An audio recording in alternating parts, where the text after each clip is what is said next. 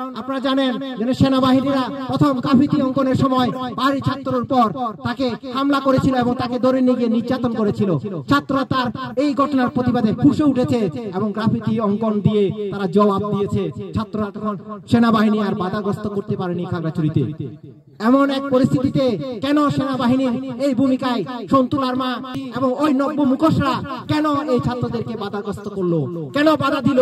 তার মূল কারণ এই আন্দোলন যদি বিকবান হয় তাহলে সেনাবাহিনী এখানে রুখে দাঁড়াতে পারবে না, ছাত্র সমাজকে তারা প্রতিরোধ করতে পারবে না। সেই কারণে তাদেরকে এই সন্তু লারমাকে ব্যবহার করে তাই ছাত্রদেরকে প্রতিরোধ করেছে, যাতে ছাত্ররা আগামী দিনে লড়াই সংগ্রামে ভূমিকা রাখতে না পারে।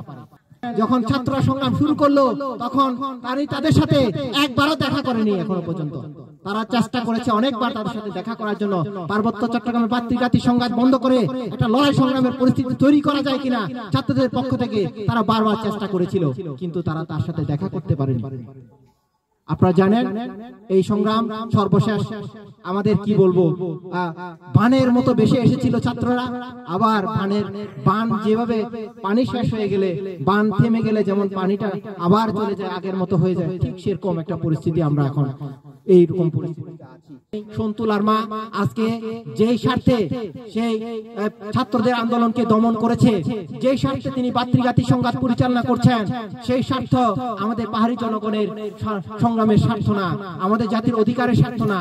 তিনি তার স্বার্থটা হচ্ছে এই জায়গায় তিনি কোন রকম বেঁচে যাওয়া, কোন রকম তার সুযোগ সুবিধা আদায় করা, কোন রকম টিকে থাকা পাহাড়ি জনগণের অধিকার কায়েম না।